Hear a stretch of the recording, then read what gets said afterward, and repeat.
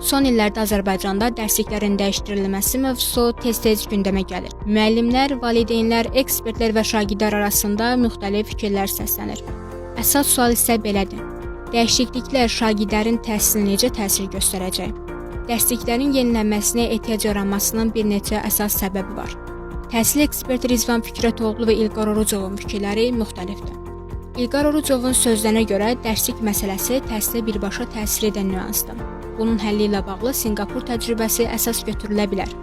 Düzgün idarəçilik, yaxşı təhsil, texnologiya, intizam, güclü qanunlar, bir sözlə yüksək inkişaf. Təhsilin məzmununun yenilənməsi baxımından dərslik məsələsi kifayət qədər birbaşa təhsilin məzmununa təsir edən vacib komponentlərdən biridir. Mən qeyd edirəm ki, Sinqapur təcrübəsi burada nəzərə alınır və Sinqapurun tanınmış deməli nəşriyyatlarından birinin artıq Təhsil Nazirliyi arasında memorandum imzalanıb.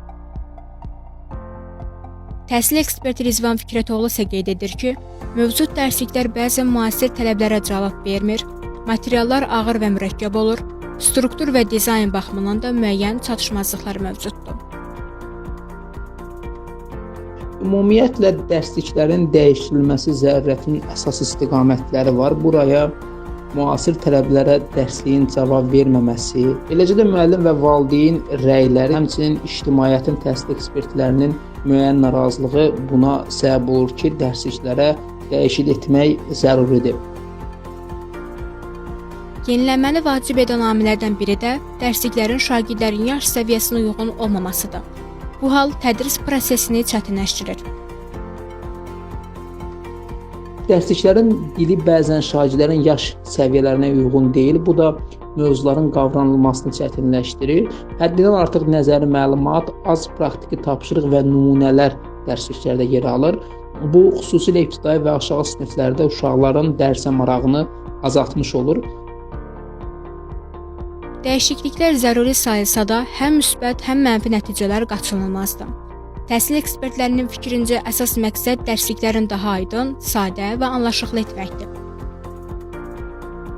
Dərsliklərin dəyişdirilməsi həm tədris prosesinə müsbət, həm də müəyyən mənfi təsirlər göstərə bilər. Müsbət təsirləri, məsələn, tədrisin müasir tələblərə uyğunlaşması, şagirdlərin marağının artması, qiymətləndirmə sisteminə uyğunluq kimi müsbət çağrılar qatmış olar.